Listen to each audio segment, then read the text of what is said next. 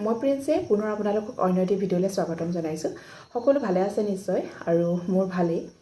আজি বহুদিনৰ পিছত এটা শিশু বিষয়ক ভিডিঅ' লৈ আহিছোঁ আৰু আজি শিশুসকলৰ বাবে কেইটামান টিপছ আগবঢ়াবলৈ বিচাৰিছোঁ।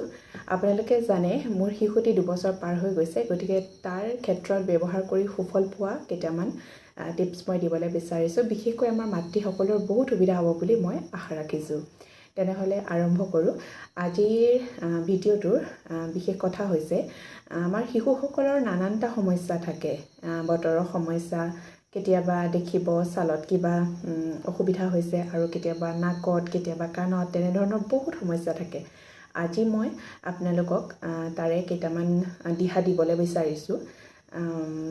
আমাৰ শিশুসকলৰ জিভা লেতেৰা হয়, জিভা চফা কৰিবলৈ অসুবিধা হয় আৰু দাঁত গজি অহাৰ লগে লগে যেতিয়া মুখত আঙুলি ভৰাই আপোনালোকে চফা কৰিবলৈ ল'ব, তেতিয়া কামুৰিবলৈ চেষ্টা কৰে তেওঁলোকে। গতিকে তেনেকুৱা সমস্যা কিছুমান হয়, কিন্তু আমাৰ উপায়ো থাকে তেনেকৈ, যেনেকৈ সমস্যা হয়। গতিকে মই মোৰ বেটাৰ ক্ষেত্ৰত যিখিনি ব্যৱহাৰ কৰিছোঁ সেইখিনিকে ক'বলৈ বিচাৰিছোঁ। ভিডিঅ'টো আপোনালোকে শেষলৈকে চাই থাকিব, মোৰ কথাখিনি শুনিব।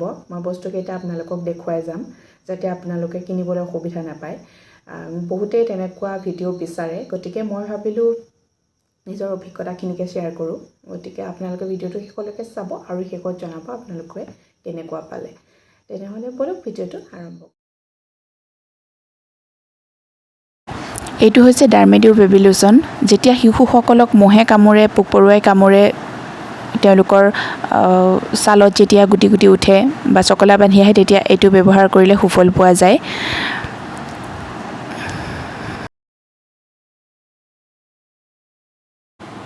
চৰ্দি লাগি শিশুসকলৰ নাক যেতিয়া বন্ধ হৈ পৰে, তেতিয়া তেওঁলোকৰ উশাহ লোৱাত কষ্ট হয়। গতিকে সেইখিনি সময়ত আপোনালোকে এইটো ইউজ কৰিব পাৰে। নাকত 2-3 ঘণ্টাৰ মূৰে মূৰে ইয়াৰে এটোপাল যদি দিয়ে, তেতিয়াহ'লে নাকৰ ভিতৰৰ লেতেৰাখিনি কোমল হৈ ওলাই আহে। আৰু দাম হৈছে ইয়াৰে 48 ৰুপিজ। তাৰপিছত আপোনালোকক দেখুৱাবলৈ বিচাৰিছোঁ এইটো কেণ্ডিড বি ক্ৰীম, আৰু এইটো এপ্লাই কৰা হয় যেতিয়া শিশুসকলৰ ঘাঁ লাগে। ক'ৰবাত যদি কেতিয়াবা দুখ পায়, ঘাঁ লাগে, তেতিয়াহ'লে এইটো এপ্লাই কৰিলে সুফল পোৱা যায়। দাম হৈছে 133 ৰুপিজ। আপোনালোকে এইটো ব্যৱহাৰ কৰি চাব পাৰে।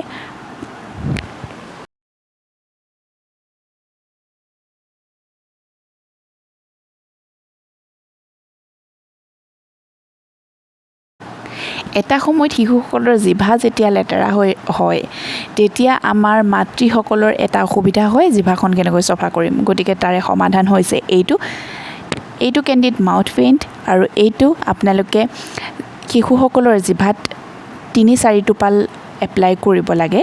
জিভাত যদি ভালদৰে এইটো এপ্লাই কৰি দিয়ে ডেইলি, তেনেহ'লে 4-5 দিনত সুফল পাব। এইটো খুব বেছি ভাল হয়। ময়ো শিশুটিৰ ক্ষেত্ৰত ব্যৱহাৰ কৰিছিলোঁ। আৰু এই যিখিনি আপোনালোকক মই যিখিনি সৰু সৰু টিপছ দিলোঁ, মাত্ৰ 4টা বস্তু মই আপোনালোকক দেখুৱাইছোঁ।